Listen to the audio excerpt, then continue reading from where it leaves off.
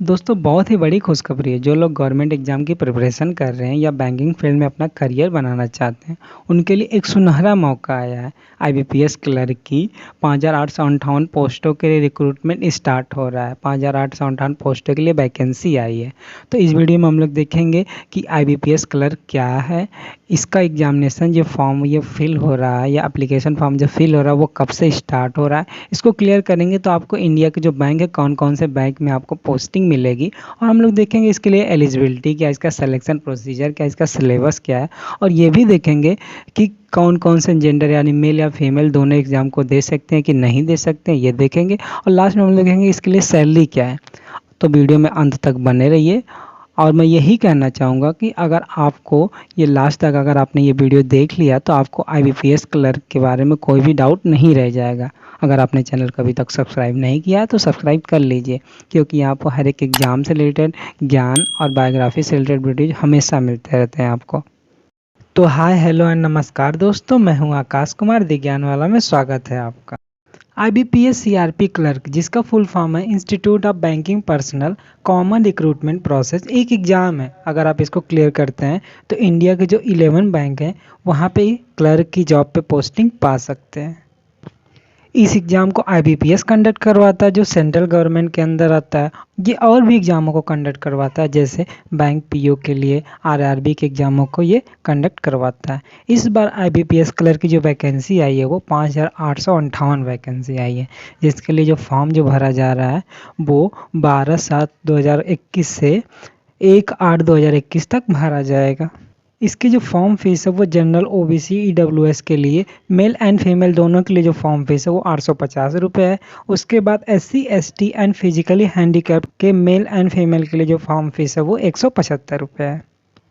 दोस्तों आप अगर इस एग्ज़ाम को क्लियर करते हैं तो आपको bank of Baroda, Canara bank, Indian overseas bank, UCO bank, bank of India, central bank of India, Punjab national bank, union bank of India, bank of Maharashtra, Indian bank and Punjab and Sindh bank में आपकी जो क्लर्क की नौकरी लगेगी। दोस्तों ये जो वैकेंसी आई है वो स्टेट वाइज आई है। हर एक स्टेट के लिए यहाँ पर रिजर्व है कितनी वैकेंसी आई हैं। तो अगर आप इसके डिटेल में इसकी जानकारी लेना चाहते हैं तो नीचे डिस्क्रिप्शन बॉक्स में आपको टेलीग्राम चैनल का लिंक मिल जाएगा, वहाँ पे आपको पूरी नोटिफिकेशन। दोस्तों इसके लिए एलिजिबिलिटी की बात करें तो सबसे पहले हम लोग देखते हैं नेशनलिटी क्या होती है इसके लिए।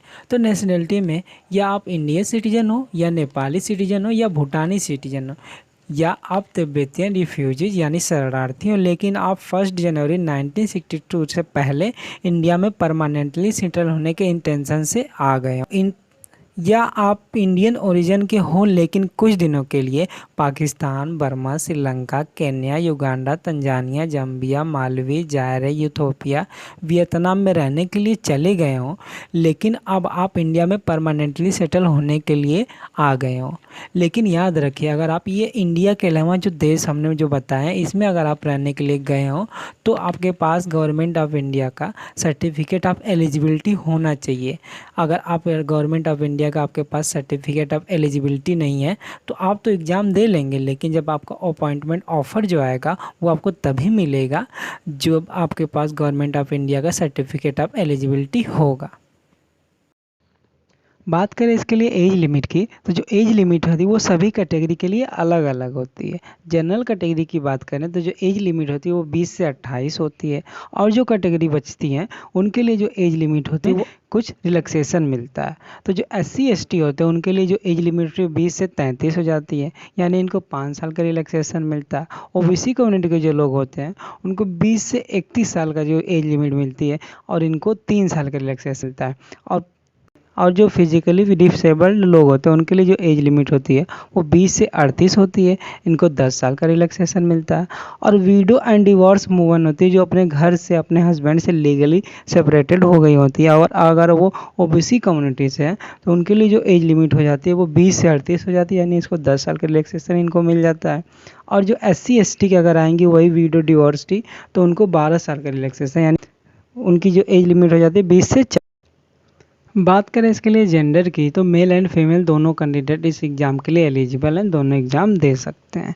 अब इसके लिए एजुकेशनल क्वालिफिकेशन की बात करें तो आपका ग्रेजुएशन की डिग्री होनी चाहिए आपके पास, वो किसी भी रिकॉग्नाइज यूनिवर्सिटी ऑफ इंडिया से होनी चाहिए। ग्रेजुएशन में आपका कोई भी डिग्री होगी चल जाएगा, ये कोई इसमें पर्टिकुलर कोई डिग्री नहीं चाहिए आपको। दोस्तों इसके सिलेक्शन प्रोसीजर की बात करें तो इसमें जो 2 एग्ज़ाम होते हैं, अब 2 जो एग्ज़ाम जो होते हैं ऑनलाइन होते हैं। पहले जो एग्ज़ाम होता है वो प्रिलिमिनरी एग्ज़ाम होता है, फिर उसके बाद जो प्रिलिमिनरी एग्ज़ाम क्लियर करते हैं यानी प्री एग्ज़ाम क्लियर करते हैं तो उनको मेन एग्ज़ाम देना पड़ता है। फिर मेन एग्ज़ाम के बाद आपकी मेरिट लिस्ट बनती है, फिर मेरिट लिस्ट के हिसाब से जिसमें जैसी रैंक आती है उस हिसाब से अलॉटमेंट होता है, फिर उसको आपको भेजा जाता है आपको किस ब्रांच में भेजना है। तो दोस्तों ये ऑल इंडिया वैकेंसी है, ऑल इंडिया में आपको कहीं भी किसी ब्रांच पे भेजा जा सकता है। जो मेरिट लिस्ट बनती है वो मेन एग्ज़ाम के बेस पे बनती है, जो प्रिलिमिनरी एग्ज़ाम होता है उसके मार्क मेरिट लिस्ट में ऐड नहीं होते हैं, तो वो बस क्वालिफाइंग होता है।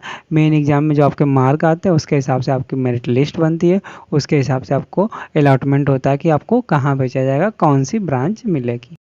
बात करें इसके ऑनलाइन एग्ज़ाम के सिलेबस की, जो सिलेबस होता है वो दोनों एग्ज़ाम में यानी प्री एंड मेन दोनों के लिए जो सिलेबस होता है वो अलग अलग होता है।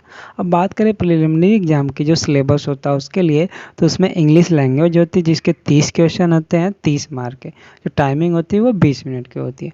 उसके बाद न्यूमेरिकल एबिलिटी यानी मैथमेटिक्स आपकी होती है 35 क्वेश्चन 35 मार्क के, जिसके लिए टाइमिंग जो होती है वो 20 मिनट होती है।